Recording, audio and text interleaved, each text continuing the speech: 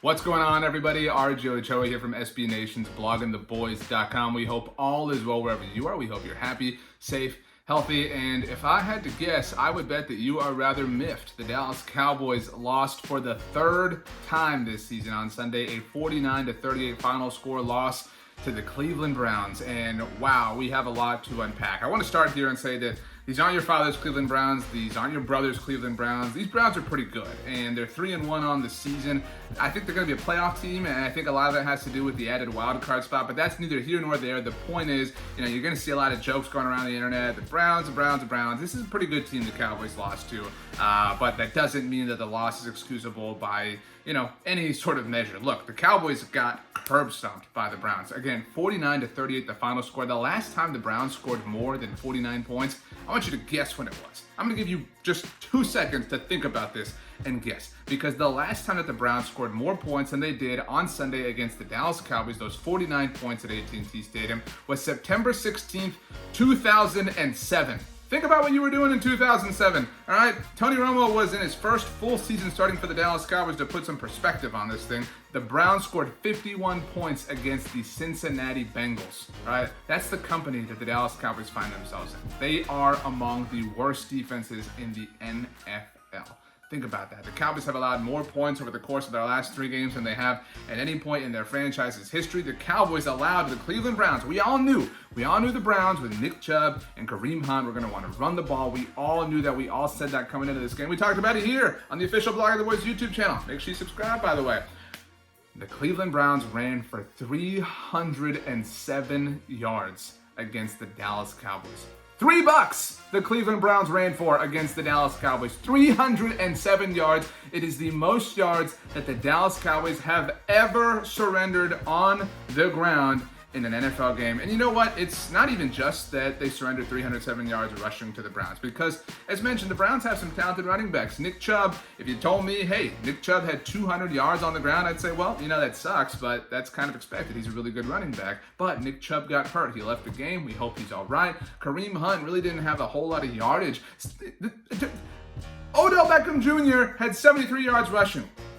Odell Beckham Jr. had 73 yards rushing. The Cowboys got just flabbergasted by a number of different things, both predictable and sort of unpredictable in a predictable way. Something like Odell Beckham Jr. housed a reverse at the end of this game that really iced this game for Cleveland. Jalen Smith was the only Cowboy chasing him, and Jalen Smith would go on to mess up the blocked extra point that the Cowboys had that would turn into a 2-point conversion, and that kind of just takes us to where we're at. This Cowboys defense is bad. I mean, this is among the worst defenses in the NFL, and I think Jalen Smith is kind of the face of the struggles, and sometimes when you talk about stuff like this, the internet can get kind of mean. And look, Jalen Smith is a great story. The fact that he's even playing football is an incredible story and a miracle in a lot of ways. But Jalen Smith is not a good linebacker in the NFL, and he is hindering the Dallas Cowboys. He is clearly missing Leighton Vander Esch, and he is not living up to the contract that the Cowboys gave him a year ago. He is weighing down this team by being in the middle of the defense time and time again. Jalen Smith seems to be over pursuing, but he's not the only one failing. A lot of people, they say, well, the Cowboys need to do things on defense. And to be clear, the Cowboys have made moves. I mean, you think about it. DeMarcus Lawrence was a second-round pick by the Cowboys and got a second contract with the team. Jalen Smith, a second-round pick from the Cowboys and got a second contract with the team. Leighton Vander Esch, first-round pick for the Dallas Cowboys. Obviously, he's hurt right now, but the point is they did spend that resource at that position. Chidobe Awuzie is a second-round pick. Jordan Lewis is a second-round pick. Trayvon Diggs, who's a rookie and probably the best player in the secondary right now, is a second-round pick, so it's not like they're throwing nothing there. Tristan Hill is a second-round pick, and he is one of the best players on the defense, to be fair, but the Cowboys have spent some top 100 picks on their defense and on that side of the ball, and they're seeing absolutely nothing. Where is Everson Griffin? I mean, we talked so much. Maybe we were drinking the Kool-Aid. Maybe we just kind of bought into the hype, but Everson Griffin has been absent through 4 games for the Dallas Cowboys. DeMarcus Lawrence, look, when you get those second contracts, people demand, people expect different things. And DeMarcus Lawrence, Everson Griffin, they're all not really answering the call. The Cowboys' leading sacker is Aldon Smith, who didn't play football for the last 5 years. And Aldon had a chance on Odell Beckham Jr. there at the end too, but he just couldn't get to him. And ultimately, this defense is really kind of putting their quarterback in a rough spot. I mentioned Tony Romo a little while ago. It's amazing. I mean, it really is amazing that as an overall organization, the Cowboys have managed to put themselves in the same situation where they demand elite, not even just elite, they are demanding perfection from Dak Prescott. Dak Prescott did not have his best game against the Cleveland Browns, and that's amazing considering that he threw for 500 yards and 4 touchdowns. By the way, Dak Prescott has thrown for more yards in the first 4 games of a season than anybody in the history of the NFL. Think about that. That's crazy. And that says a lot about Dak and his abilities and his attributes and things like that, but it says a lot about the holes the Cowboys are also putting themselves in that they have to throw. And let me be clear, I'm a proponent of throwing. I don't want to see this team running on first down and things like that, but this is not sustainable football, and it's not sustainable even if they were undefeated because they're 1-3.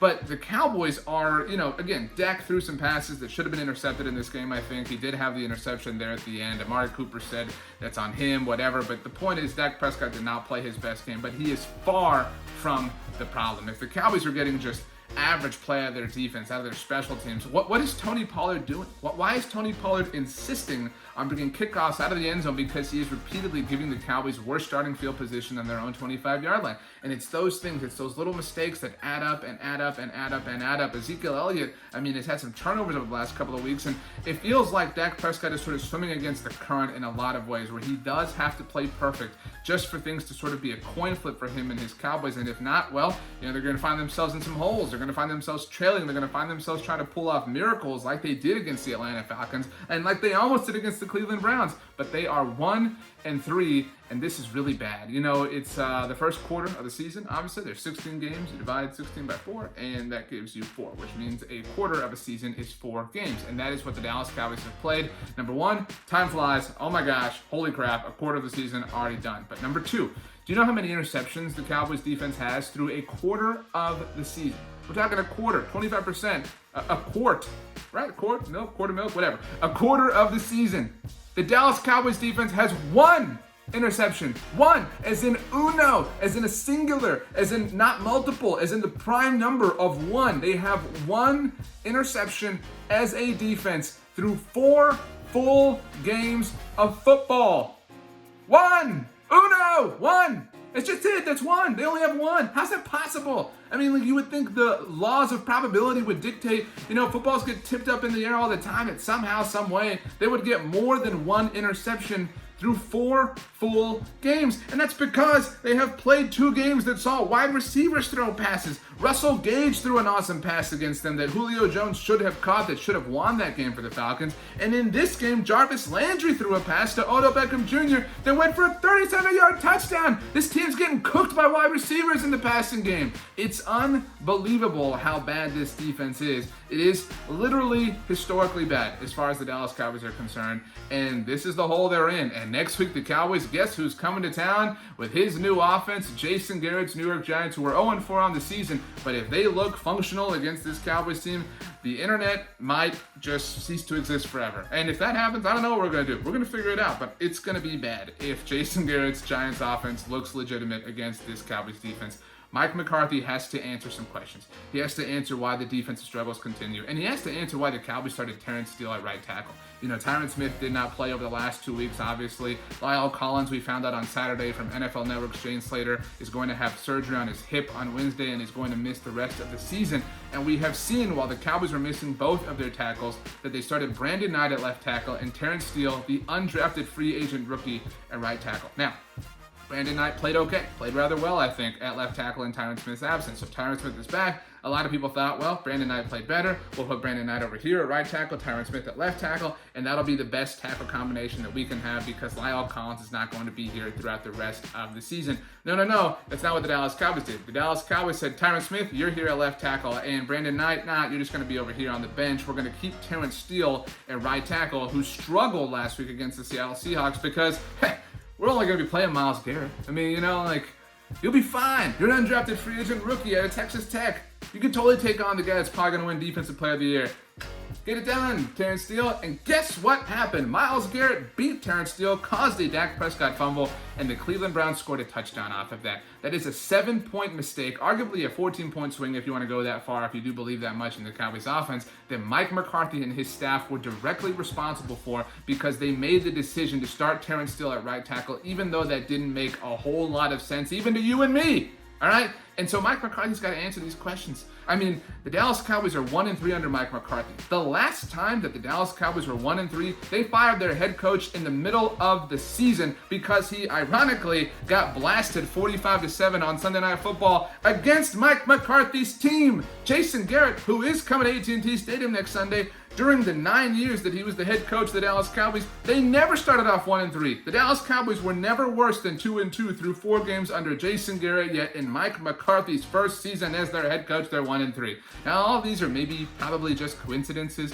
and for what it's worth, Mike McCarthy only went 1-3 once during his tenure with the Green Bay Packers. It was in 2006. They wound up, it's ironic given who we've talked about here today, 8-8 on the season. Certainly we hope that is not the case, but this is a whole. You're 1-3. A lot of people predicted the Cowboys to go 11-5 or 12-4 or maybe even 10-6, and your room for error is getting smaller and smaller and smaller and smaller. Now the Cowboys do still have all 6 of their division games left, so you figure that's 6 wins on top of the one they have. Hopefully, I mean, they're probably going to lose one of them if we're being honest. This is tough. I mean, you go 1-3 and it is difficult to come back, but again, the Cowboys do play in the NFC East, so in the immortal words of Kevin Garnett, anything is possible. The Cowboys are 1-3. We are mad about it, but we are going to talk about it all week long. Of course, the best place for Dallas Cowboys coverage on the internet, blogoftheboys.com, SB Nation's home for Dallas Cowboys content, and of course right here, the official Blog of the Boys YouTube channel. Make sure you subscribe so you don't miss a single one of our fantastic videos. We have all sorts of recaps, game reviews, breakdowns, film stuff, all sorts of goodies for you to watch and enjoy. Make sure you also subscribe to the official Blog of the Boys podcast feed. You get multiple episodes all throughout the week from different people talking about Los Vaqueros. And this week, we have a whole lot to talk about because this team is a dumpster fire. Let's do it. I'm RJ Ochoa. You can follow me on Twitter at RJ Ochoa. And you can also do me a huge favor. You can have the absolute best day of all time. You know why? Because you deserve it. We'll see you next time.